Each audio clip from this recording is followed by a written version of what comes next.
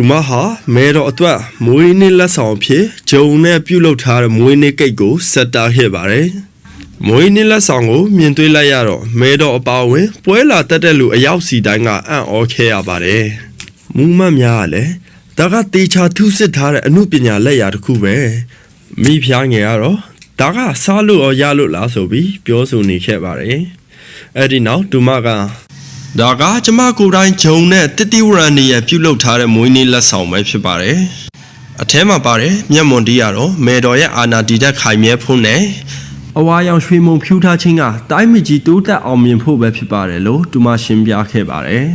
အဲ့ဒီနောက်မေတော်ကတူမရဲ့လက်ဆောင်အတွက်အလွန်ဝမ်းတာပြီးဒီနေ့ရသမျှလက်ဆောင်တွေထဲမှာအကောင်းဆုံးလက်ဆောင်လို့ချီးမွမ်းခဲ့ပါတယ်အဲ့ဒီနောက်မေတော်ကြီးကတူမကိုအမြန်ဆုံးမိဖုရားကြီးနေရာတင်မြောက်ရန်ပြုလုပ်တဲ့အခါမှာတော့တူမကဒူးထောက်လိုက်ပါတယ်အဲ့ဒီချိန်ရှင်ပြန်ကြီးကတော့တူမမလှုပ်ချင်သေးတာသိတာကြောင့်မေတော်ကြီးကိုမလောဖို့ပြောကြားခဲ့ပါတယ်မေတော်ကြီးကလည်းတူမကိုကြောက်စိမ့်စံထိုးလေးလက်ဆောင်ပေးကထွက်ခွာသွားခဲ့ပါတယ်အဲ့ဒီနောက်ရှင်ပြန်ကြီးလည်းတူမလက်ကိုတွဲကထွက်ခွာသွားတာကိုမြင်တဲ့မူးမတ်တွေကတော့အလွန်လိုက်ဖက်ကြောင်းပြောကြပေမဲ့မိဖုရားငယ်ရဲ့ရင်ထဲမှာတော့မနာလိုစိတ်တွေနဲ့ပြည့်နှက်နေပါတယ်နောက်တနေ့မှာတူမဟာဘုရင်ကြီးထံတွားရောက်ခဲ့ပါတယ်ဘုရင်ကြီးကလည်းတူမတခုခုတောင်းဆိုချင်နေတာသိတော့ကြောင်းဘုရင်ကြီးကမေတော်ရဲ့မွေးနေ့ကိုလည်းအကောင်းဆုံးလှုပ်ဆောင်ခဲ့တယ်ဆိုတော့နင်းကဘာဆုလက်လူချင်တာလဲလို့ပြောကြားတဲ့အခါမှာတော့တူမကနန်းတော်ထဲကအမြန်ဆုံးထွက်ခွာချင်နေပြီဟုပြောကြားလိုက်တဲ့အခါမှာဘုရင်ကြီးကစိတ်ဆိုးသွားပါတယ်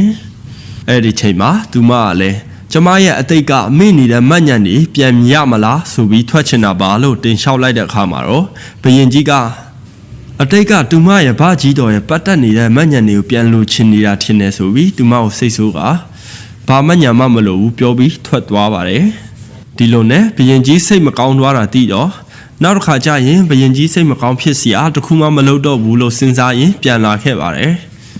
ဒီလိုနဲ့ပြန်လာရင်လမ်းမှာသူမကိုအနောက်ကနေချောင်းရိုက်ခြင်းကိုခံခဲ့ရပါတယ်ဒီလိုနဲ့သူမတတိလစ်သွားပြီးပိတ္တဇာအိမ်တို့ရောက်ရန်ချုပ်နှောင်ခံခဲ့ရပါတယ်သူမပြန်နိုးလာတော့အဆောက်အဦတစ်ခုထဲမှာကျိုးချီပြီးရောက်နေပါတယ်အဲ့ဒါရဲ့သူမလည်းဘေးနာလေးကဓားလေးကိုကောက်ကင်လိုက်ပြီးကျိုးတွေကိုဖြတ်ခဲ့ပါတယ်အဲ့ဒီနောက်လူဆိုးတွေပြန်ရောက်လာတော့မြင်တော့သူမပြန်လဲမိလဲဟန်ဆောင်ခဲ့ပါတယ်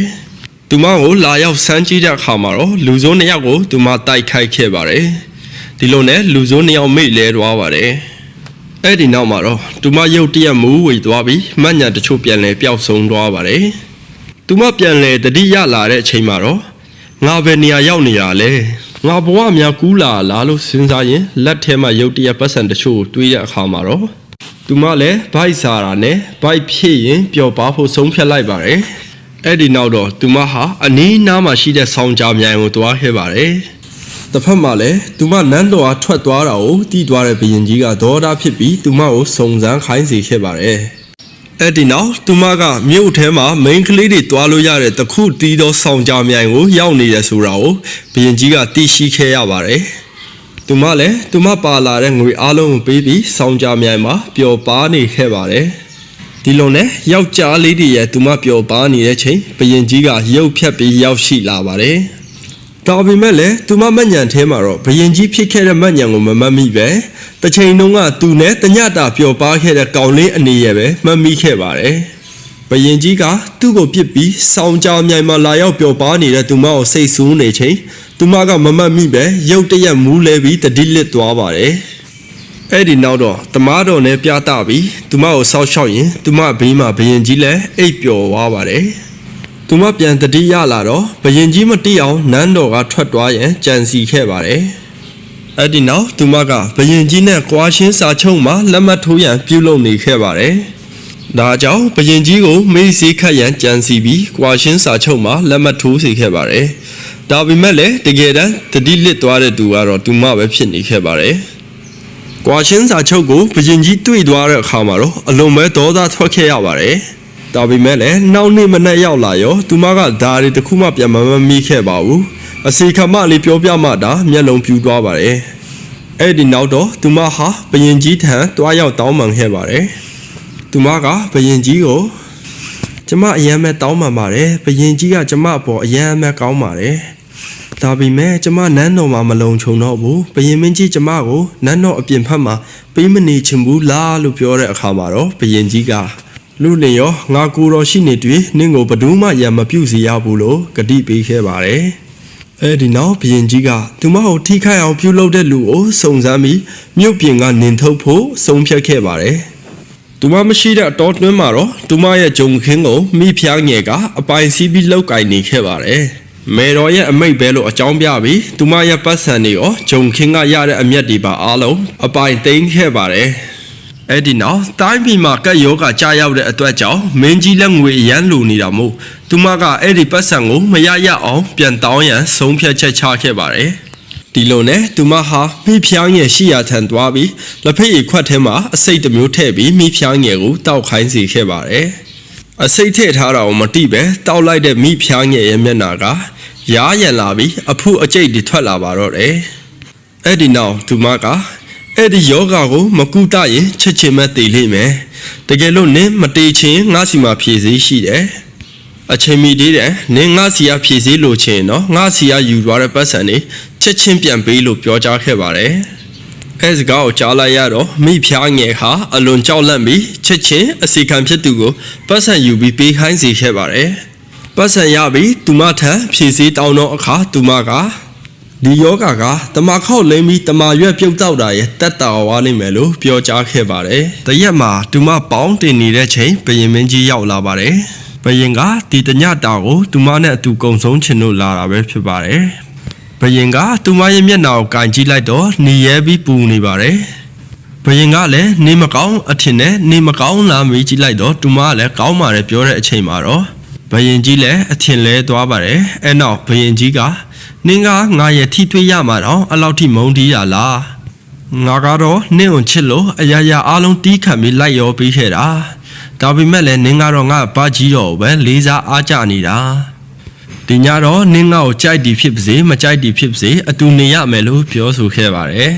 အဲနောက်သူမကိုပွေးဖက်ပြီးနန်းရှုပ်ဖို့လုပ်တဲ့အခါမှာတော့သူမက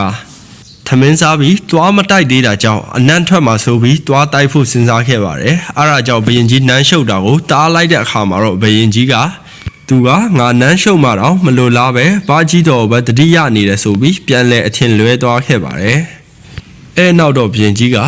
ကောင်းပြီလွတ်လင်ရောအဲဒါဆိုနင်းဖြစ်ချင်တဲ့အတိုင်းဖြစ်စီရမယ်လို့ပြောပြီးထွက်သွားခဲ့ပါတယ်။သူမလည်းစိတ်ပြက်လက်ပြက်နဲ့ကြံနေခဲ့ပါတော့တယ်။နောက်နေ့မှာတော့မိုးမတ်များကရှင်ဘီရင်ဖြစ်သူထံအခုကျွန်တော်တို့နယ်ဆက်စစ်စကန်မှာတက်ဆွဲထားတဲ့နယ်ဆက်စစ်တီတီထံကူးဆက်ယောဂကူးဆက်နေပါပြီအမြန်ဆုံးကုတရင်ရန်သူတွေရတော့မတိုက်ခိုက်ပဲစစ်တီ9000တည်ဆုံးရပါလိမ့်မယ်အဲ့ဒါဆိုကျွန်တော်တို့တိုင်းပြည်ကိုအိမ်နီးချင်းနိုင်ငံကအလွယ်တကူလာရောက်သိမ်းပိုက်သွားပါလိမ့်မယ်လို့ပြောကြားခဲ့ပါတယ်အဲ့ဒီချိန်ဘယင်ကြီးကအရာဆိုဘယ်နီးလန်းရဖြည့်ရှင်းအကောင်းဆုံးဖြစ်မလဲလို့ပြောကြားတဲ့အခါမှာတော့မိုးမများကဒီယောဂငြိမ်းအေးဖို့ဆိုရင်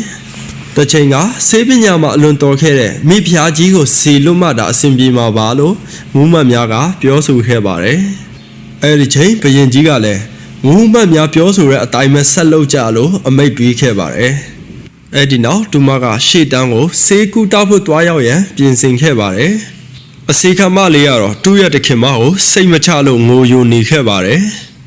သူမကိုကက်ယောဂပေါ်တဲ့ရှေ့တန်းစီလွတ်ရတဲ့အကြောင်းရင်းကတော့မိဖုရားငယ်ကမူးမတ်များကိုလက်ထိုးထားတာကြောင့်ပဲဖြစ်ပါတယ်။ဘယင်ကြီးလည်းသူမဘကြီးတော်ရဲ့တွေ့ချင်လို့ရှေ့တန်းသွားရထင်ပြီးအသေးကွဲခံပြီးစီလွတ်လိုက်တာပဲဖြစ်ပါတယ်